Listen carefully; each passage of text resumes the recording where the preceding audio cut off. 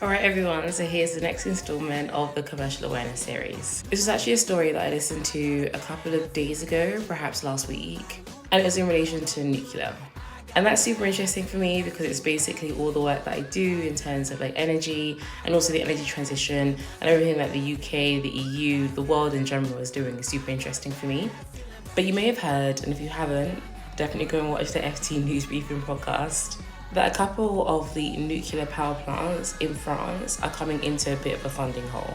Basically, the cost to be able to run, to construct, to maintain those projects aren't there. And so there's a need for somebody, an investor, a government, an EU Commission, some sort of grant or fund to plug that funding hole.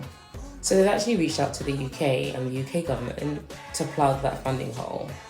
And the UK actually published its roadmap in relation to nuclear to 2050